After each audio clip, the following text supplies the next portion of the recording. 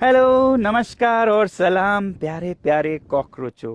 कल मैं आप लोगों से मिलने लद्दाख से आ रहा हूं दिल्ली जंतर मंतर पर, जहां मैं आप लोगों के साथ चंद घंटे बिता पाऊंगा, क्योंकि उसके बाद मुझे जाना है जिनीवा, स्विट्ज़रलैंड।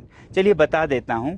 वहां एक इनिशिएटिव है स्विस गवर्नमेंट सपोर्टेड, जिसे जेस्डा कहते हैं, जिनेवा साइंस एंड डिप्लोमेसी एंटीसिपेटर्स, जो कि दुनिया भर के टॉप साइंटिस्ट को लाकर पृथ्वी के भविष्य के बारे में चिंतन मनन करते हैं। और हम कोई 20 साइंटिस्ट इस बार जमे हुए पृथ्वी, जिसे क्रायोस्फीयर भी कहते हैं, उसके बारे में चिंतन करेंगे। चलिए मैं आपको एक ताज्जुब की बात भी सुना दूं।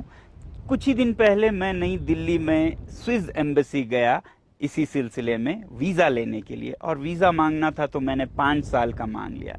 वीज़ा ऑफिसर जो थे उन्होंने मेरा एप्लीकेशन कबूल किया और फिर वो मुझे ऊपर ले गए एम्बेसी में अफसरों से मिलाने के लिए और पूरा एम्बेसी दिखाने लगे। और खुशी इस बात की हुई कि उनके दीवारों पर हमारे लद्दाख में जो हमने आइस स्तूपा, आर्टिफिशियल ग्लेशियर्स बनाए, उनकी तस्वीरें सजी हुई थी दीवारों पर। वीज़ा तो मुझे उसी शाम उन्होंने दे दिया। और जब मैंने उनसे कहा कि इसकी फ़ीस क्या होगी, तो वो बोले, आपको वीज़ा देते हुए हमें गर्व होता है, हम आपसे फ़ीस नहीं लेंगे।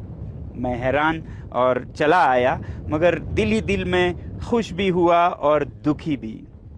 दुखी इसलिए हुआ कि मैं सोचने लगा, मेरा अपना देश मुझे क्या देता है, क्योंकि मुझे अपने देश ने पिछले 1 साल में दिया था एंटी नेशनल का एक खिताब, 6 महीने की जेल, और फिर हमारे इंस्टीट्यूट के ज़मीनों को वापस लेने की कार्यवाही, और ईडी और इनकम टैक्स और सीबीआई सबके रेड्स, ये सब मुझे अपने देश ने दिया। और यहाँ दुनिया के भविष्य के चिंतन के लिए बुला रहे हैं बाहर के देश।